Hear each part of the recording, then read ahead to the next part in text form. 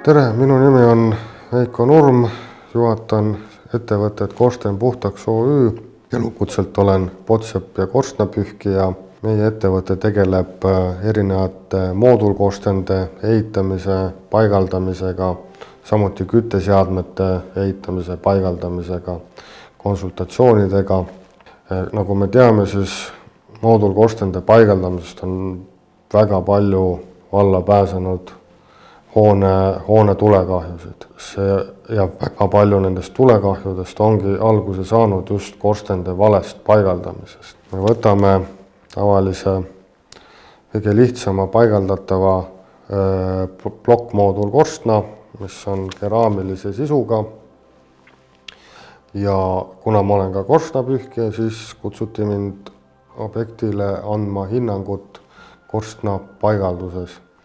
Ronides katusele ja vaadates korstnasse sisse, tundus mulle kahtlasena see, et keraamiline sisu oli hästi puhas korstnas. Ühenduskohtadest ei paistnud nagu mitte ühtegi jälge selle mördi kohta, mis peaks nagu seal keraamiliste torude vahel olema. Ajasin siis ülevalt käe korstnasse ja ükshaaval lihtsalt tõstsin 33 sentimeetrised keraamilised torud korstna seest välja.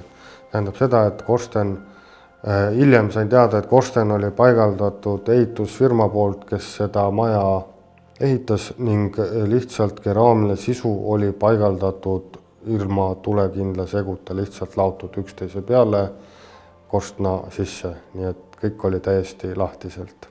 Järgmise näitena tahaksin tuua teile, et tihtipeale jäetakse moodulkorstende paigaldusel tegemata läbiviikud isolatsioon nii vahelagede juures kui pööningul.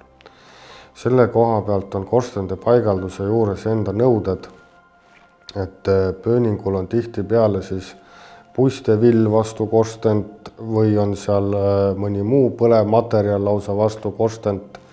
Ja kui nüüd tulles tagasi eelmise näite juurde, et korsten on paigaldatud kohati ilma nõuetekohase seguta, võib seal ka vill sees viltu olla, tekib korstnas säde ja puistevill süttima on väga kiire, nii et kindlasti tuleb jälgida seda, et läbiviigud oleks vormistatud õieti ja korrektselt, et see on üks väga suur puudujääk. Kolmandaks on olnud väga palju juhuseid, kui moodulkorsten paigaldatakse vastu põlevmaterjali. Kas on need siis vaheseinad, kas on need uksepiidad, kas on need vahelaed, talad, tuuakse ettekäändeks see, et moodulkorsten on ju villaga isoleeritud ja seal mitte midagi ei juhtu. Reeglina ei juhtugi mitte midagi. Asjad juhtuvad alati halbade asjaolude kokkulangemisel. Moodulkorsten ei lähe väljast väga kuumaks ja ta ei süüta ka põlevmaterjali niisama. Aga kõikidel korstendel on antud CE-märgistuses ehk ka paigaldusjuhendis kaasa kaugused põlevmaterjalini.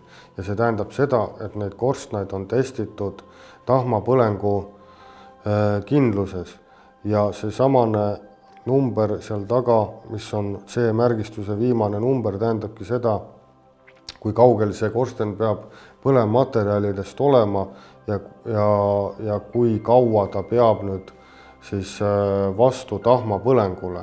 Ehk siis see kaugus põlevmaterjalideni on ette nähtud sellepärast, kui teil korstnas tekib halbade asjaolude kokkulangemisel tahmapõleng, siis tõuseb see temperatuur väga kõrgeks, tahmapõlengu korral on korstnas sees temperatuur 1000 kraadi ja pluss veel ja siis juba läheb iga korstna välispinna temperatuur kõrgeks ja võib süütada teil ka sellega külgnevad põlevmaterjalid, kui nad ei ole piisavalt kaugel.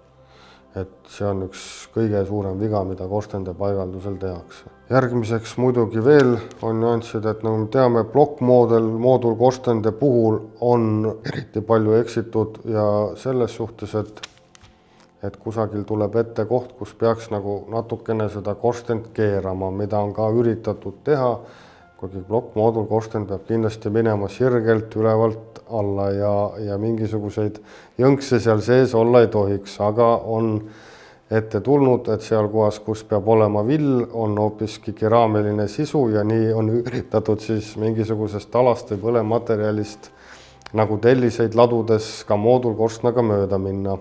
Siis on moodulkorsten paigaldatud ka põlematerjali peale üldse ilma vundamendita. Et jällegi niisugune asi, et kui seista nüüd korstna kõrval ja seda siis natukene liigutada, siis korsten lausa kõigub ja iga hetk võib ka ümber kukkuda, jällegi väga suur viga. Ja kõige hullemast olukorrast, mida ise oma silmaga olen näinud ja kindlustusjuhtumist, toimus 2 aastat tagasi. Korsten paigaldati kõik nõuete kohaselt, tegemist oli siis keraamilise sisuga moodulkorstnaga, korsten armeeriti, küll aga armeeriti vähe. Korstna kõrgus lameda katuse peal üles oli 4 meetrit ja kuna korstna armeering oli katusest allapoole kõigest meetri jagu, siis tugeva tormiga lihtsalt see moodulkorsten murdus katuse peale, lõhkudes ära kogu uue katuse ja painutades kogu selle armeeringu välja, nii et lõhkudes ära ka kogu siseviimistluse, vahelaed ja kõik muu.